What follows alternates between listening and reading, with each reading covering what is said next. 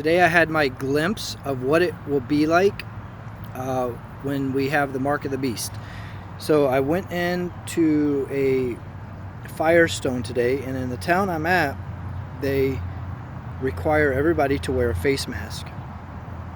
And so I went into a Firestone, and of course I don't do it. I went into a Firestone and they said, sir, you have to have a face mask on. I explained to them I was exempt from the ordinance, and they said, well, we require you because we can get in trouble.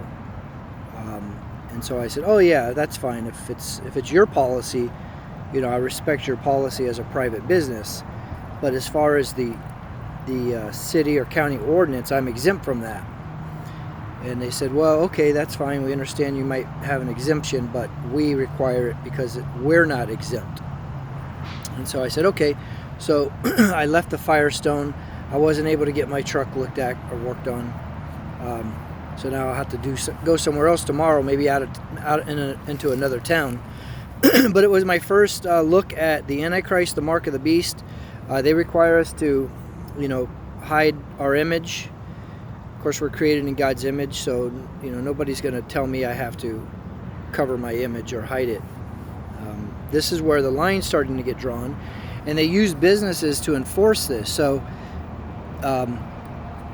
business, they can just say, we're going to fine you. And a business is a legal entity, and so they'll fine the legal entity and levy fines against it. And then if the businesses don't pay it, those fines can increase, and eventually they can foreclose or move out the business and win in court.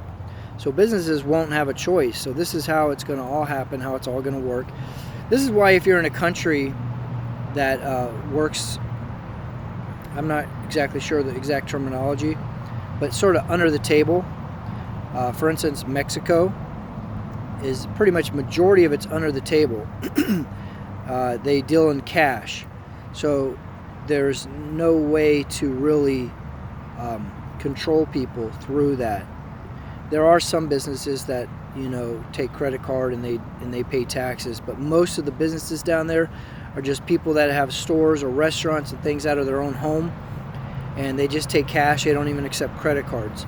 So that's why Mexico would do better than the United States, because we're heavily regulated and we depend on businesses having licenses. And this is the problem with licensing, is it really helps them to strong arm, it really helps the government to strong arm the people through the businesses. That's all I got. Thanks.